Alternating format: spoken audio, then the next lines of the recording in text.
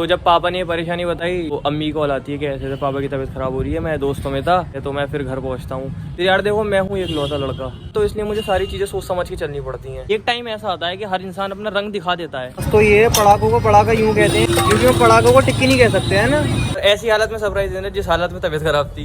ये वही रास्ता जा रहा है जहाँ मुझे मेरी एक्स छोड़ के गई थी। और मौसम ये है, व्यू बहुत तेज की बारिश आने वाली है। देखो यार बारिश तक आ रही है लेकिन हमारी एक जिंदगी में वापस नहीं आ रही, और वैसे अब वो हमें चाहिए भी नहीं क्योंकि हमारा हाथ से काम हो रहा है इस टाइम। क्योंकि अब मैंने पढ़ाई पे ध्यान देने लगा हूँ ना, मैं लिखता हूँ ज़्यादा, मुझे राइटर बनना है, अपने हाथ की कलाकारी दिखानी है रात के अंधेरे में।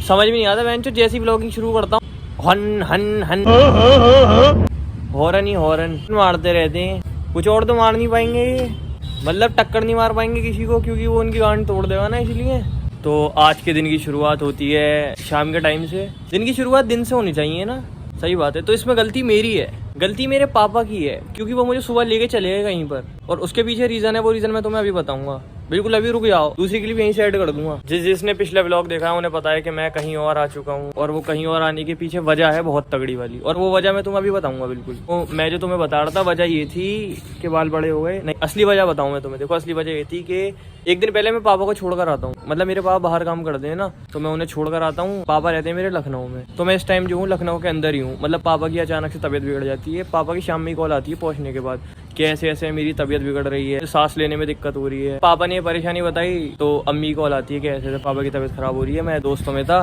मैंने कहा ठीक है, तो मैं फिर घर पहुंचता हूँ। फिर यार देखो मैं हूँ एक लौता लड़का, तो इसलिए मुझे सारी चीज़ें सोच समझ के चलनी पड़ती हैं। तो फिर मैंने काम ही अब जो होगा देखा जाएगा। तो मैं और अम्मी रात में निकल कर आ जाते हैं पापा के पास। तो रुको आगे की बात मैं आगे जाके बताऊँगा। इस साइड यार हवा बहुत तेज़ चल रही है, चलता वैसे लोग भी बहुत तेज़ रहे हैं मुझसे। तो मैं तुम्हें क्या बता रहा था, मैं ये बता रहा था कि पापा की तबीयत बिगड़ जाती है। फिर उसके बाद हम बैठ जाते हैं ट्रेन के अंदर। ट्रेन में था हमारा 9 से 10 घंटे का सफ़र। स्लीपर होती है, जर्नल होती है, मुझे पता नहीं, हमें टिकट मिल जाता है जैसे तैसे करके। तो अम्मा बैठ के आते हैं और हमें मतलब लेटने की भी जगह नहीं मिली थी। तो मैं और अम्मी स्ट्रगल करते कराते आ जाते हैं। पापा को पता ही नहीं था कि हम यहाँ हैं, हम आ रहे हैं आपके पास। तो मैं पापा के सामने अचानक से खड़ा हो जाता हूँ। मतलब मैं तुम्हें पापा लोगों को बताऊँ, मतलब पापा का ये सीन होता है हर किसी के, मतलब पापा जो होते हैं उनका ये सीन होता है। उन्हें मतलब हर किसी के लड़के से उम्मीद होती है कि ये कुछ कर रहा है, ये कुछ कर रहा है, कुछ बड़ा ही कर रहा है। लेकिन अगर उनका लड़का कुछ कर रहा होता है ना, तो उन्हें लगता है कि यार ये कर भी लेगा, नहीं कर लेगा।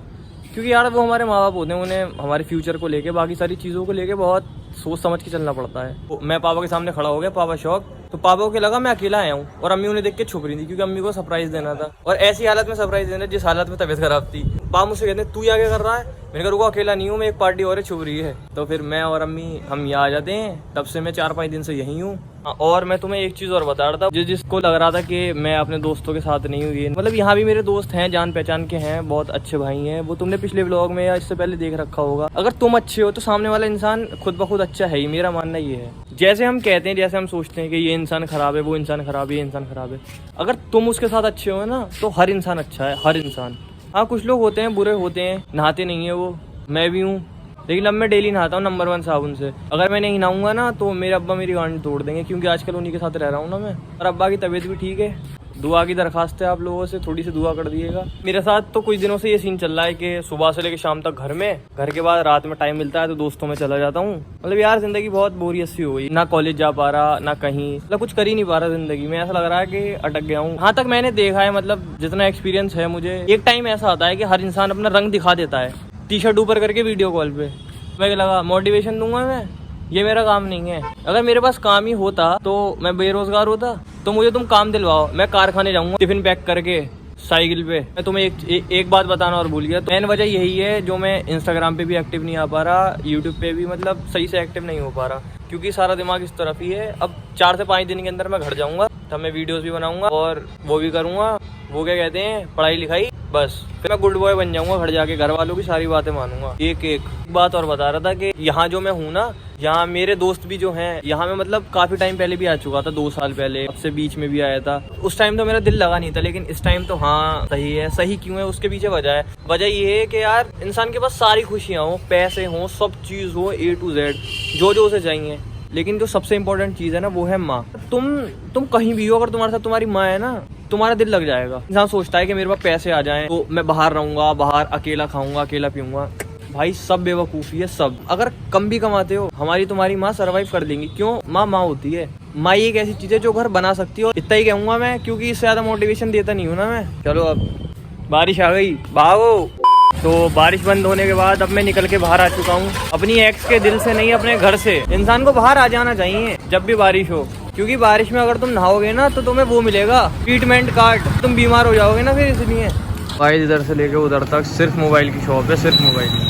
यार कब आएगा वो दिन जब मैं लूँगा 13 Pro Max, जब उसकी हाथ से सील तोड़ूंगा मैं, आई मीन सील हटाऊंगा मैं यार ऐसी बातें करता हूँ मोटिवेशन वाली, डबल मीनिंग हो जाती है सारी बातें।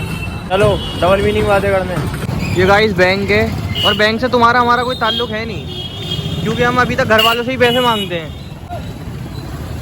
तो ये पड़ाके हैं, राज तो ये है, पड़ाकों को पड़ाका यूँ कहते हैं, क्योंकि हम पड़ाकों को टिक्की नहीं कह सकते हैं ना।